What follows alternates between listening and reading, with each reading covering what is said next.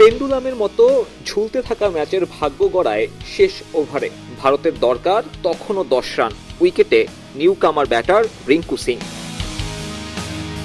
20তম ওভারের চতুর্থ বল রিঙ্কু সিং এর হাতে বাউন্ডারি। হার্দিক পান্ডিয়ার ইনজুরিতে সুযোগ পাওয়া এই ব্যাটার নিজের সামর্থ্যের প্রমাণ তো দিলেনই, করলেন নিজের দলকে চ্যাম্পিয়ন, তাও একবার দুইবার নয়, নবমবারের মতো। অথচ এদিন দুই ওপেনারে ভর করে শুরুটা ভালোই করে পাকিস্তান। পাওয়ার প্লেতে আসে 46, যদিও পাওয়ার প্লে শেষে সাহিবজাদা ফারহান চড়াও হন আরো বেশি। ডানহাতি ব্যাটার তুলে নেন টুর্নামেন্টে নিজের দ্বিতীয় 50, দুটোই চিরপ্রতিদ্বন্দ্বী ভারতের বিপক্ষে। সুপার 4-এর তুলনায় এদিন আরো কম বলে 50, যদিও নিজেকে সংযত রাখেন বিতর্কিত উদযাপন থেকে।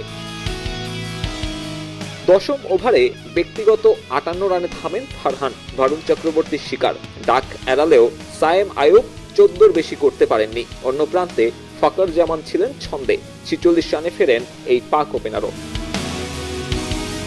এরপর সেই পুরনো পাকিস্তান, কুলদীপের করা 17তম ওভারেই ফেরেন 3 জন। শেষ 33 রান তুলতে 9 উইকেট হারায় তারা। একটা সময় যাদের সম্ভাবনা ছিল 200 করার, তারাই 150 করতে ব্যর্থ। 5 বল আগে পাকিস্তান গুটিয়ে যায় 146-এ। জবাবে উড়ন্ত সূচনা পাকিস্তানের। ডেঞ্জারম্যান অভিষেক শর্মাকে সাজঘরে ফেরান ফাহিম আশরাফ। পরের ওভারেই আঘাত শাহিন আফ্রিদির, আউট করেন ভারত অধিনায়ককে। এদিন ব্যর্থ শুভমান গিল। 4 ওভারের মধ্যে দলীয় 20 রানে 3 উইকেট নেই ভারতের। ম্যাচে উত্তেজনা বাড়ে, সম্ভাবনা বাড়ে পাকিস্তানের জয়ের। তবে ব্যক্তিগত 12 রানে জীবন পান সঞ্জু স্যামসন। আবরারের বলে তার ক্যাচ মিস করেন হুসেইন তালাত। পরে তিলককে নিয়ে গড়েন 50 বলে 57 রানের জুটি। স্যামসন ফিরেছেন ব্যক্তিগত 24-এ। তিলক তুলে নেন নিজের 50, তাকে সঙ্গ দেন শিবম দুবে। এই অলরাউন্ডারের 22 বলে 33 রানের ক্যামিওটাই ম্যাচ সহজ করে দেয় ভারতের জন্য।